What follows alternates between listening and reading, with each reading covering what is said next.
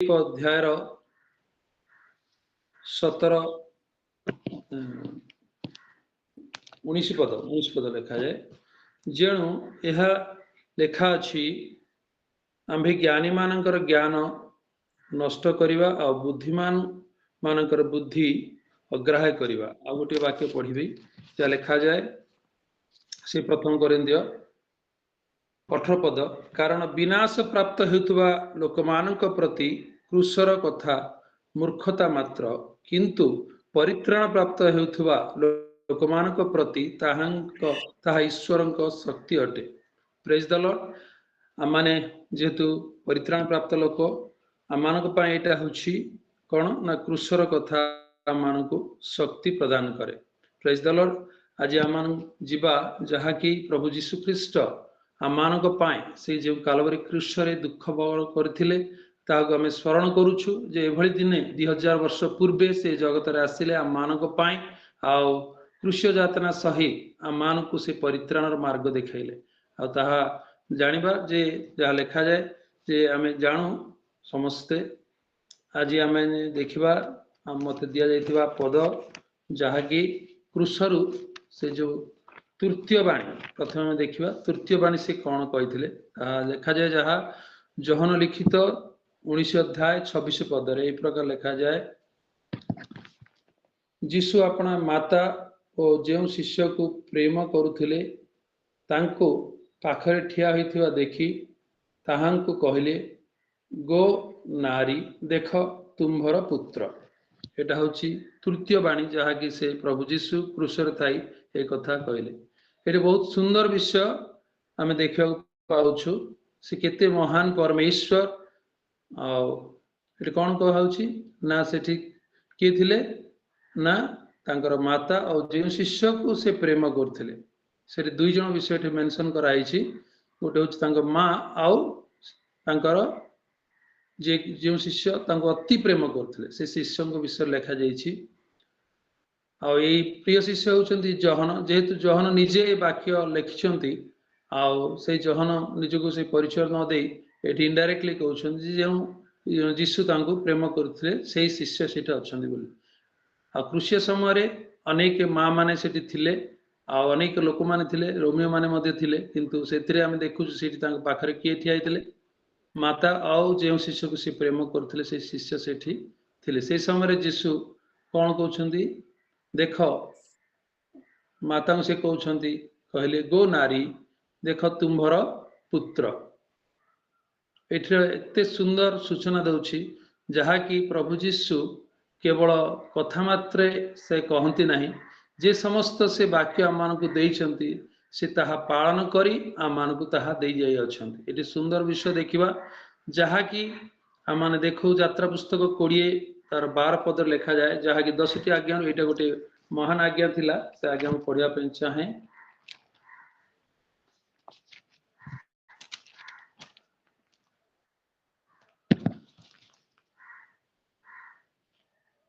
तुम्हें अपना पिता और अपना माता को संभ्रम कर तहरे तुम्भर सदाप्रभु परमेश्वर तुमको जो देश देवे से देश रे तुम्भर दीर्घ परमाय हो। ये सूचना दूची जे प्रभु जीशु से कौन कही ना ए जगत को आसवा पूर्व मूसा को से जो आज्ञा देते 10टी आज्ञा पालन करने से 10टी आज्ञा मध्य एटा गोटे आज्ञा सूची जे से कालवरी क्रूसरे एते क्रूस्य यातना सहवा समय मध्य से गोटे विषय मध्य भूली नथिले जहाँकि स्पष्ट रूपे जना जाए जे तांकर माँ ये जेहेतु जगत छाड़ी चली जाउछन्ति आ तांको मां को किए जत्न नब से बयस जेहेतु बोध हुए आम अनेक जानू जे ए जगत जीशु 12 वर्ष पर आम अनुभव करूँ 12 वर्ष रु 30 वर्ष पर्यंत कौन विषय जेहेतु वर्णना करा जाए नहीं प्राय समस्ते कहती जे तांकर पिता ए जगत चलीगला पर से घर समस्त दायित्व से तुले आम अणाधिक आम शुणु अनेक समय यह सत हो पारे। तेणु से समय से कौन कले ना तांकु से जगत जेहेतु छाड़ी चली जाउछन्ति आउ से जीवा पूर्वर कर्तव्य से करबा चाही से कृषि उपरे थाई मध्य केते कष्ट आम साधारण भाव भल अवस्था थिला मध्य आमे पिता माता को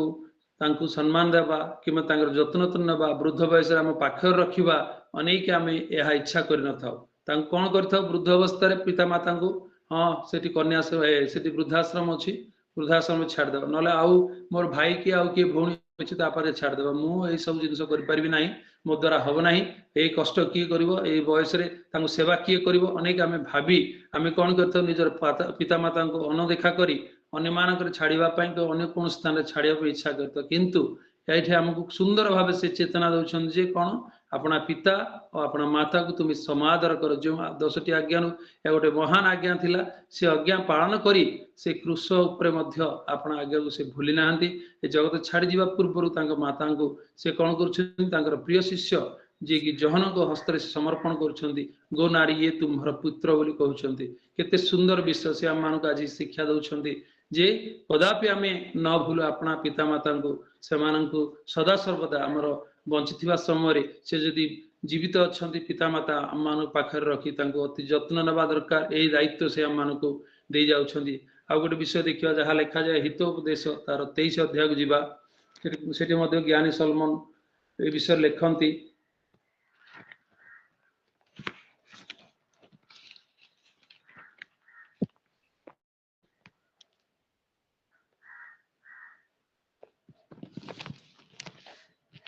हे मोहर पुत्र शुण ज्ञानी हो पुणी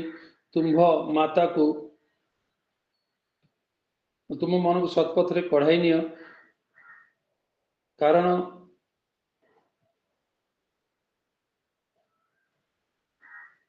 22 पद तुम्भ जन्मदाता पितार कथा शुण तुम्भ माता वृद्धा कहा तुच्छ करना। आ गोटे विषय लिखा जाए 24 पद धार्मिकर पिता अतिशय आनंद करे पुणी ज्ञानी संतान जन्मदाता ता हेतु हुष्ट हुए। ये जन्मदाता माने माँ को मध्य बुझाइब माँ बापा को ज्ञानी संतान जन्मदाता ता हेतु हुष्ट हे माने प्रकृत जो पिता से ज्ञानी संतान मान को जन्म कर कदापि से संतान माने अपना पिता माता को अनादर करती नहीं से माने सुंदर भावे कौन करती ना पिता माता जत्न नियंती वृद्ध बयस कि आउ से माने युवावस्था बापा माँ जदि पिला छोट थाए ताले पिला से बाल्य पिता माता को सम्मान दे शिखि थाए वृद्ध बयस जत्न नहीं थाए से प्रकार आम देखा आदि पुस्तक आमको गोटे सुंदर उदाहरण दी जाइए जहाँकि 37 अध्याय आम पाइबा आदि पुस्तक 37 अध्याय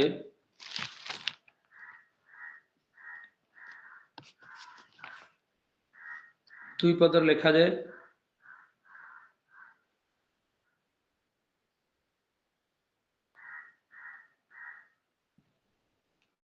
जाकुबंकर वृत्तांत जोसेफ 17 वर्ष बयस अपना भातृगण सहित पशुपल चराउथिला। लिखाई कौन ना से समय जोसेफ बयस केते थिला एटा मन रखिबा जोसेफ बयस थिला 17 वर्ष। तापर पळेबा 47 अध्याय कौन से लिखाई देखिबा 47 अध्याय तार 9 पद प्रथम पढ़िबा सेठी एभल लिखा जाए ना जाकुब जोसेफ कहले मोहर प्रवास कालर दिन 130 वर्ष कौन ना जिते जाकुब आसुचंदी का पाखक ना फारो निकट का द्वारा ना जोसेफ तांको पिता माता भाई माने जो तांको बिक्री कर देथिला पर जिते देश दुर्भिक्ष पड़ता बापा जिते मिश्र देश को पठेले जे तुम्हें जाओ और से खाद्य शस्य प्रचुर अच्छी तुम्हें घेनी आस से माने आनिला परे से जिते जानिले जे मो बापा बंची से भाई मान को प्रथम पचार तुम बापा बंची कि प्रथम चर बोली कहीकि से कौन कले ना भय देखले आउ कौन कले ना प्रथम पचार तुम मान बापा बंची अच्छा से पर्यंत परिचय से दौना किंतु प्रथम पचार जे मो बापा बंची कि अर्थ आउ से जिते आसुंच फारो जो कहते तुम पिता माता मान तुम भाई बंधु समस्त तुम देश को धरी आस कौन कर ना गोसन प्रदेश तुम बास कर से समय जिते फारो निकट को से आसुंच किए जाकुब से फारो पचार तुम आयु केते ना से कहते मोर 130 वर्ष 130 वर्ष बयस से कौटिक ना मिश्र को आसी 47 अध्याय 28 पद देखा जाकब मिस्र देश रे 17 वर्ष काल क्षेपण कले तांकर परमायुर बयस 147 वर्ष थिला। एठु हम कोन देखुछु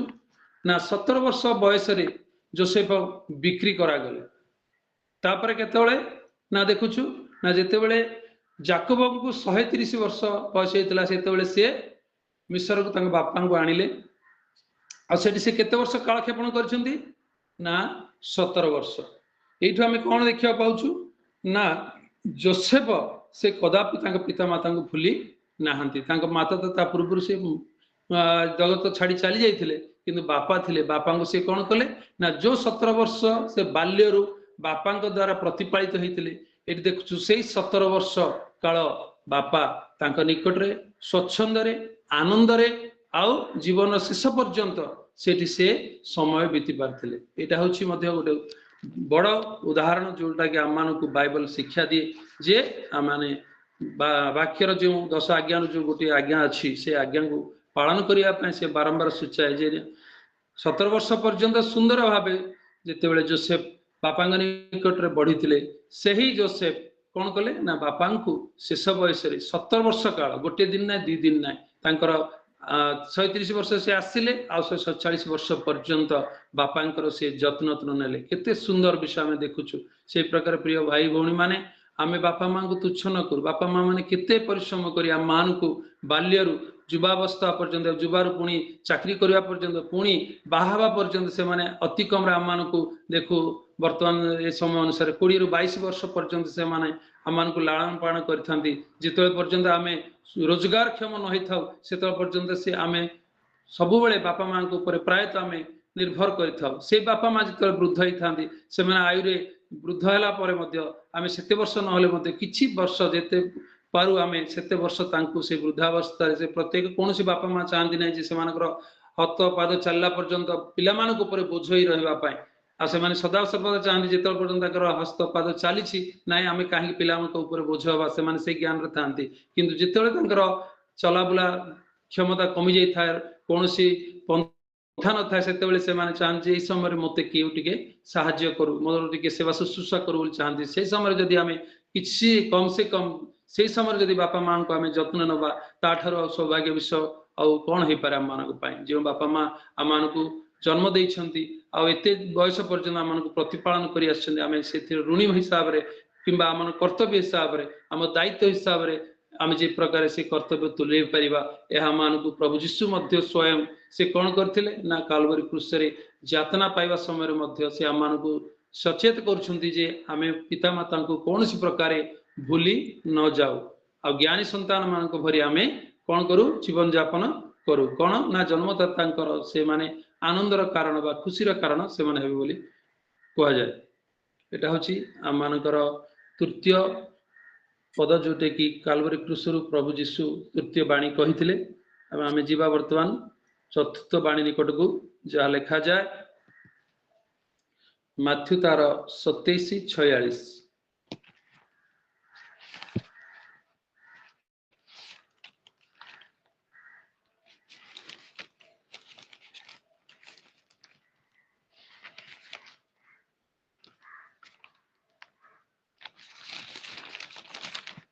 आउ प्राय 3 घंटा समय रे यीशु उच्च स्वर रे डाकी कहिले एली एली लामा सबक्थानी अर्थात हे मोहर ईश्वर तुम्हें मते काहे की परित्याग कलो। हाँ एटा थिला प्रभु यीशुंकर चतुर्थ बाणी जहा कि देखा जाए आमर माथ्यू 27:46 पदरे सेटा मध्य सेही व्याख्या मध्य करा जायछे वाक्यर एली एली लामा सबक्थानी अर्थ हे ईश्वर तुम्हें मते काहे की परित्याग कल। ए विषय जीवा पूर्व आमे जीवा जे आदि पुस्तक तार 3 अध्याय जीवा 3 अध्याय एते सुंदर भाव से पदटी लिखा जायछि। आमे जानू मध्य प्रत्येक आदि पुस्तक से 3 अध्याय ए पदटी जनाशुना पद जेतेबेले परमेश्वर आदाम को से डाकुछंदी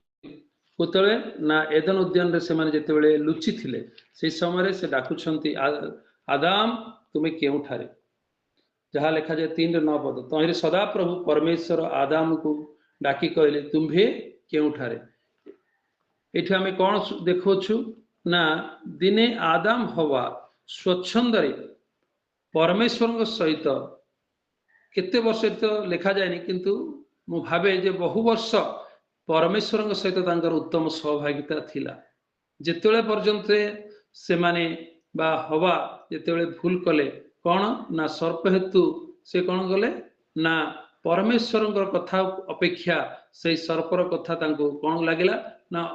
ठीक बोली मन कले सेतेबेले से कौन कले ना आज्ञा लंघन कले आज्ञा लंघन करबा हेतु तांको मध्य पाप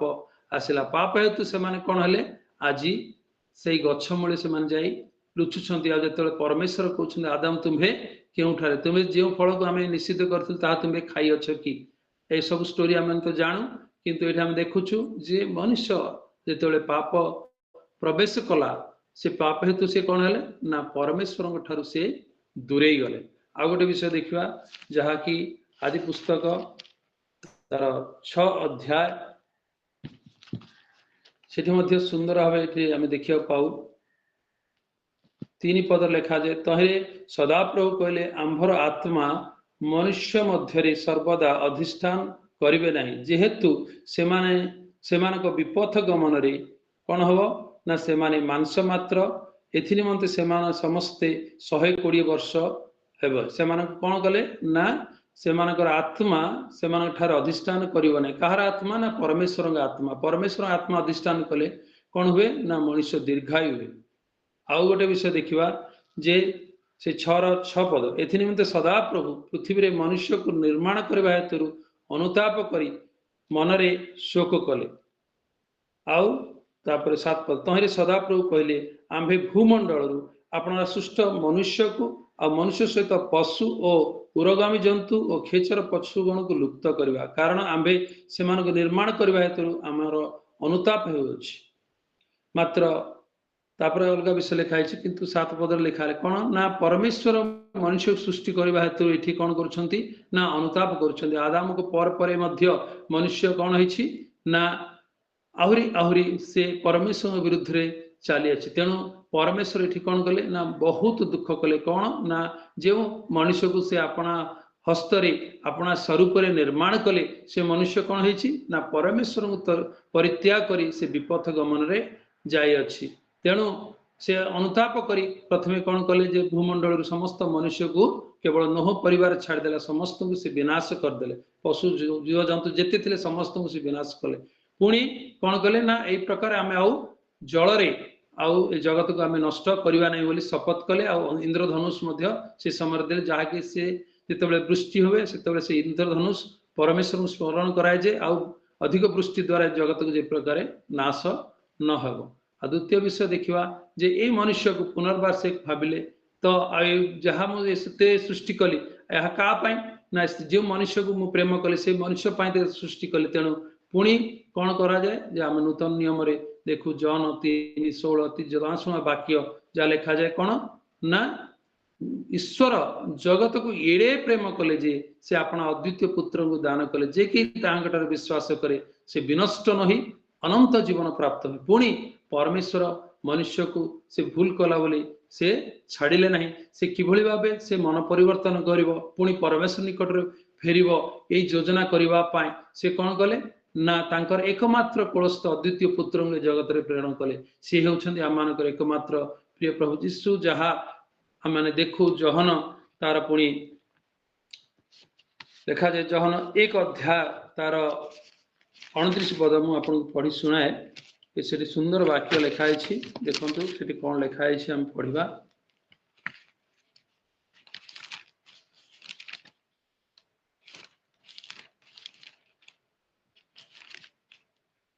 ए जगत बाप्ति जगत जहन जेतेबेले थिले से सुंदर ए वाक्य तांको विषय कहउछन का विषय रे ना जहन होउछंती से मार्ग प्रस्तुत करदेले का निमंते ए जगत रे प्रभु यीशु आसीबा पूर्वरु से कौन कले मार्ग प्रस्तुत कले से कौन कहउछंती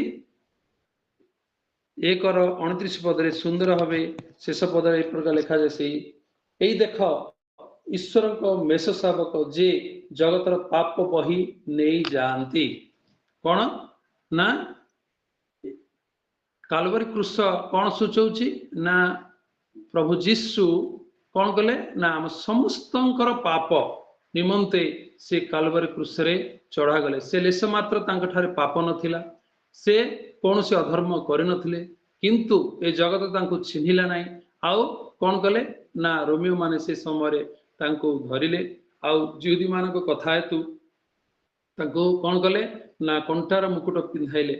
मुहरे छेप पकाइले आ मुह को ढांकी विधा माइले लोक माने परिहास कले आउ कोरडा प्रहार रे प्रहारित कले आउ से रक्त रंजित झरझर अवस्था रे तांको कौन कले ना क्रूस काठ बही तांको कोठी नहीं गले गोलगोता पहाड़ को सेही कालवरी क्रूस रे थाई से कौन कहउछंती एली एली लामा सबक्तानी हाँ हे मोहर परमेश्वर मते कहीं तुम्हें परित्याग कल एते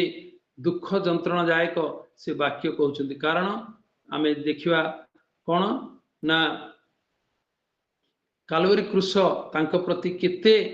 जंत्रणादायक थिला जहा कि से चिंता बाहरे एते से सबु कष्ट सहिबा पई तांको शरीर रे से प्रस्तुत थिले किंतु जेतेबेले से समस्त पाप तांको ऊपरे लदी दिया गला सेतेबेले से कौन कले ना परमेश्वर तांको कौन कले ना से क्षण मात्र पाए तांको कौन कले तांको मुख फेरे देले पाप थिले प्रिय प्रभु आमानकु से देखि पारंती नाही कारण परमेश्वर होउछंती आमानकर पवित्र अटंती से पापी मानकु प्रेम करंती किंतु पाप को घृणा करंती पाप तांकर ऊपरे जेहेतु से समय संपूर्ण रूपे से सारा जगतर पाप बही नहीं थिले आ से समय से एक क्रूस्य यातना अपेक्षा परमेश्वर जे तांक ठारू विच्छेद हो गले से समय पाए केते से भांगी पड़ुछंती से विषय टिके देखिबा हमें ना कौन ना जहाँ लिखा जाए लूक तार 22 अध्याय 42-44 प्रकार लिखा जाए हे पिता जदि तुम्हर इच्छा थाए तेबे एही पानपात्र मोठारू दूर कर तथापि मोहर इच्छा नुहे मात्र तुम्हर इच्छा सफल हो आउ स्वर्गर जड़े दूत दर्शन दे ताहांकु शक्ति प्रदान कले पुणी से मर्मांतिक दुखरे मग्न हुई आहुरी एकाग्र भाव प्रार्थना करने लगे और ताहांकर झाल घन टोपा रक्त टोपा परी भूरे पड़ेगा ये आम कौन देखुछु जे से क्रूस्य यातना केते जंत्रणा से प्रति नुहे प्रिय भाई भौणी माने देखिबा जे सेही अल्प समय पितांक ठारू जे से दूर हेबे पिता जे तांकर मुख को देखिबे नाही एथिपाई से कौन करथिले ना प्रार्थना करथिले विनती करथिले तांका प्रार्थना केवली भाबी थिला पिता मोर एहा इच्छा नुहे कौन ना मोठारो ए पानपात्र दूर करबा मोर इच्छा नुहे जदि तुम्हर इच्छा थाए ताले सफल कर आउ से समय कौन ना स्वर्गरु तांको दूत देखा जाई तांको शक्ति प्रदान कले कौन पाई ना तांकर जो दुख जो कष्ट से समय से अनुभव करथिले से केमथि थिला ना ए भली भाबे से प्रार्थना कले जे तांकर झाल कायरे परिणत हला ना रक्त टोपा परी से प्रकार तांकर मन एते दुख रे भांगी पड़िथिला प्रिय भाई भौणी माने आज आम माने सुनायस रे पाप करू आउ जेतोळे आमे पाप करिथाउ जे परमेश्वरंकर आत्मा आम ठारे न थाए एहा मन रखिबा दरकार कारण पाप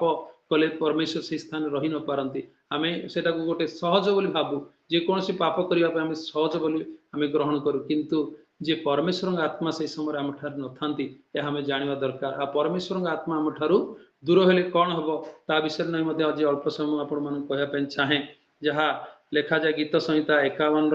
51 पद आम टे देखा दाऊद जीवन में जिते से बत्सेबा ठाकर गमन करते से पद आम प्रत्येक भल भाव जानू जे पाप हेतु तांकर शरीर किभଳି भाव होता से अल्प मात्र वर्णना कर विषय नहीं कि पढ़ा कौन ना द्वितीय पद तार 51 पद मुझे निकट रखे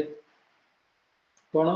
तुम्भ छामरु मते दूर कर नाही और तुम्भ पवित्र आत्मा मो ठारू नियो नाही से समय मध्य जेहेतु से भूल काम करथिले आउ से बहुत दिन पर्यंत निजर भूल को से लुचेई रखिथिले आउ दाऊद अनुताप मध्य करनथिले जेतेबेले से निजर भूल जानि परले नाथन भविष्यत वक्ता द्वारा सेतेबेले से कौन करछन्ती अनुताप करिबा पे प्रारंभ करछन्ती आ अनुताप करिबा समय ए गीत रचना करछन्ती कौन ना तुम्भे पवित्र आत्मा मोठारू निय नाही आउ गोटे विषय देखा गीत संहिता से प्रकार 38 पदरे मध्य ये विषय लिखा जाए पाप हेतु तार परिणाम कौन हुए लिखा जाए कौन ना पुणी मो पाप सकाशु मो अस्थिरे किछि आराम नाही जे पाप करे ता शरीर से जाने नहीं आउ ता शरीर धीरे धीरे क्षीण होगा लगे ये जो पाप से विषय वर्णना कर कौन हो पाप लगी कौन हो अस्थिरे किछि भी आराम नहीं आउ से समय मध्य प्रभु जीशु जे पाप बहन कर नहीं आउ से पाप हेतु तांको शरीर मध्य से प्रकार जंत्रणामय थिला कारण से साधारण मनुष्य भावे से समय से समस्त जातना से भोग करुले स्वयं ईश्वर हेले मध्य से ईश्वर रूप को से परित्याग करी स्वर्गीय सिंहासन रे तांकर समस्त कौन ना महिमा को से छाड़ी दे जगत रे साधारण मनुष्य भावे से जन्म ग्रहण कले पवित्र आत्मा का कर्तृत्व आम जानू आ से समय मध्य से जगत रे जिते पाप आपणा पर नौचंती सेतले कौन होची ना अस्थिरे किछि आराम नाही तांकर अस्थि कौन सी भग्न होई नथिला किंतु अस्थिरे कौन हला ना शुष्कता जिते मनुष्य पाप करे आ पाप हेतु तार कौन हम अस्थिरे किछि आराम न थाए शरीर पीड़ा युक्त हुए शरीर कौन हुए ना जेकोसी पाप कले आम मन कौन हुए दुख हुए किंतु जगत राजी कौन होछि ना जिते पाप कले आम कौन होता ना जेहेतु आम से जिनस को अनुभव कर न था आम केते बड़ भूल करुछु परमेश्वर दृष्टि आ पाप आम कौन करे ना शरीर क्षीणता आने शरीर दुख आने आउ आम कौन करे परमेश्वर ठारू विच्छेद कर दे था तेणु परमेश्वर से होचंती करुणामय से अनादि काल अनंत काल पर्यंत से आम को प्रेम करती आहा बोली आम जे पापरे रहिबा से आम ठारू इच्छा करती नहीं सदा सर्वदा से चाहती आम परमेश्वर सहित सत् संबंध रखू पवित्र जीवन यापन करू जहाँ आम जानू प्रथम थेसलोनिकर तार चारि पर्वर लिखा जाए जे कौन ना तुम माने पवित्र हो यह ही ईश्वर इच्छा अटे यह आम स्पष्ट रूपे जानू तेणु आम प्रतिनित्य से प्रकार पवित्र रूपे जीवन यापन करने चेष्टा करूँ पाप थिले स्वयं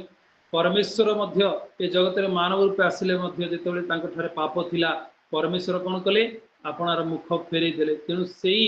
समयटा अति जंत्रणादायक थिला काहांकु ना प्रभु जीशु को से कहले एली एली लामा सबक्तानी हे मोहर परमेश्वर मते कहीं तुम परित्याग कल से अल्प समय पाए जिते पर्यटन से पाप सारा जगतर बही नापी किंतु आम देखू जे सारा जगतर पाप बही नापी जहन कहते ये देख ये होती से ईश्वर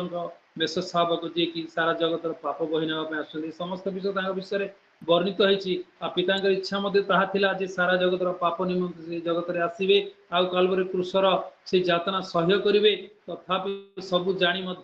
जिते से संपूर्ण मनुष्य रूप थे मनुष्य अवस्था रही से जिते प्रार्थना करुँच कौन ना ये जो दुख विच्छेद एत कष्ट दूसरा जहाँकि शारीरिक कष्ट ठारू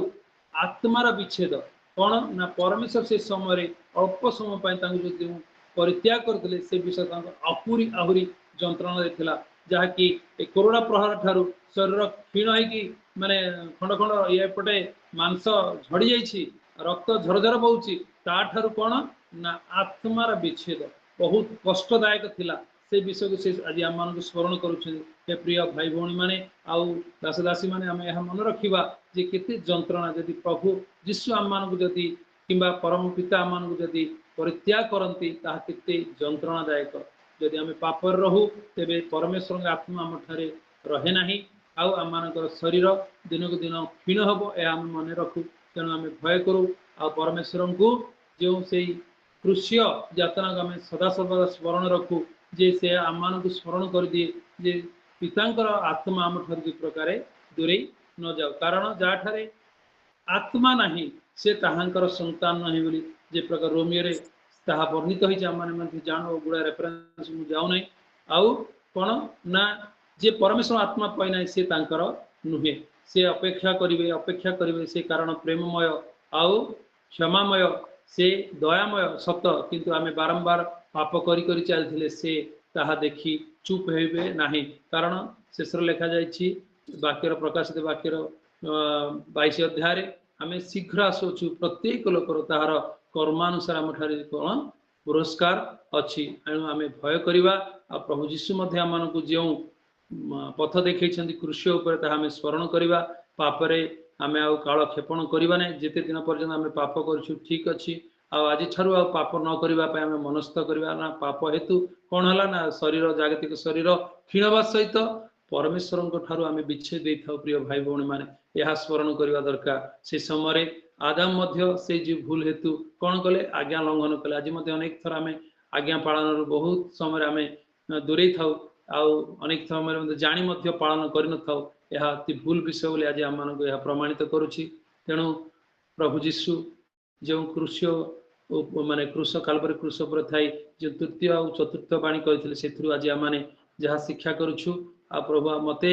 आपण सम्मुख रखापी जहाँ देती से प्रभु को धन्यवाद दिए आपण मानक धन्यवाद दिए ये छोट वाक्य आपण मैंने आउ मते प्रभु आशीर्वाद करंतु।